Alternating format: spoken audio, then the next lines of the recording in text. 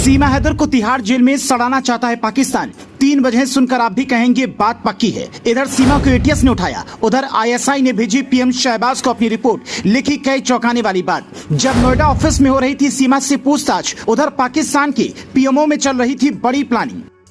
सीमा अगर पाकिस्तानी जासूस है तो फिर पाकिस्तान ही उसे तिहाड़ जेल में क्यों सड़ाना चाहता है? ये सवाल आपके दिमाग में भी उठ रहे हैं, तो इसका जवाब इन 3 बातों से समझने की कोशिश करेंगे। दरअसल हिंदुस्तान में जब सीमा के खिलाफ जांच शुरू हुई तो पाकिस्तान ने दुनिया को दिखाने के लिए अपने यहाँ भी जांच करवाई। उस जांच में जो चीजें सामने आई वो काफी हैरान करने वाली थी। इत्तेफाक ये है कि जिस दिन सीमा हैदर को एटीएस ने ग्रेटर नोएडा के रबूपुरा गाँव से उठाया, उसी दिन आईएसआई ने अपनी रिपोर्ट शहबाज शरीफ सरकार को सौंपी और दुनिया को ये बताया कि सीमा हैदर से हमारा कोई नाता नहीं है। कोई भी देश अपने यहाँ जासूस के बारे में खुलकर ये नहीं स्वीकारता कि हमारा जासूस है।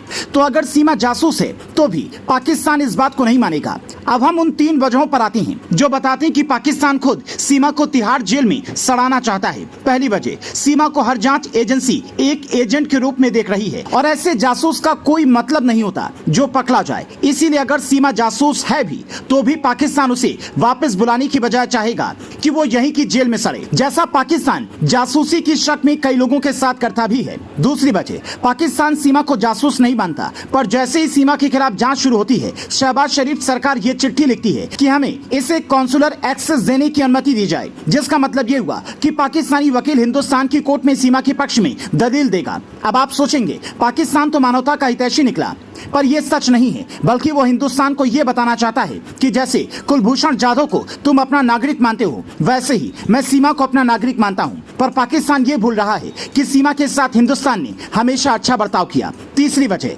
अगर सीमा पाकिस्तान गई भी तो हमेशा आईएसआई को यह खतरा रहेगा कि हो सकता है कि वो हमारी ही जासूसी करे। क्योंकि इसके भाई और चाचा सेना में हैं, इसलिए पाकिस्तान को हमेशा ये डर रहेगा। इसीलिए आपने देखा होगा कि सीमा के केस पर पाकिस्तान के बड़े बड़े लोग चुप हैं, जबकि एक नागरिक के तौर पर अगर सीमा को वो देखते तो अब तक कई बार गुहार लगा चुके होते। इधर यूपी एटीएस ने सीमा की किस्मत का फैसला अब केंद्र पर ही छोड़ दिया है। यूपी एटीएस ने पूछताछ में बार बार सीमा से यही कहा कि तुम्हारे चाचा और भाई वहाँ की आर्मी में हैं, तुमने सबूत मिटाए हैं। फराटेदार हिंदी भी बोल रही थी, तो तुम्हें जासूस क्यों ना समझा जाए। पर सीमा बार बार कहती रही, मैं सचिन के खातिर इंडिया आई हूँ। पर सूत्र बताती हैं कि एटीएस को इस बात का शक है कि सीमा एक सामान्य नागरिक नहीं हो सकती। अब चूंकि फाइल केंद्र सरकार के पास गई है और इमिग्रेशन विभाग को इसका फैसला करना है, तो आगे क्या होगा ये देखने वाली बात होगी। पर इस बात की संभावना कम ही दिखती है कि सीमा को पाकिस्तान स्वीकार करेगा। दुबई में बैठा उसका पति गुलाम हैदर जिस हिसाब से उससे बार बार बुलाने की गुहार लगा रहा है, उस पर भी अब शक पैदा होने लगा है कि कहीं गुलाम ही तो इस खेल का असली खिलाड़ी तो नहीं है। वरना जिसकी बीवी मोहब्बत की खातिर बच्चों को लेकर घर बार बेचकर सीमा पार आ चुकी हो,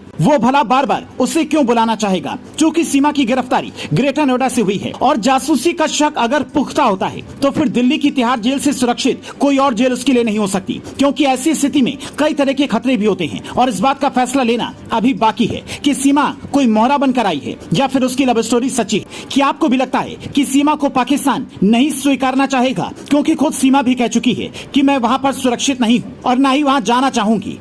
कमेंट करके बताएं।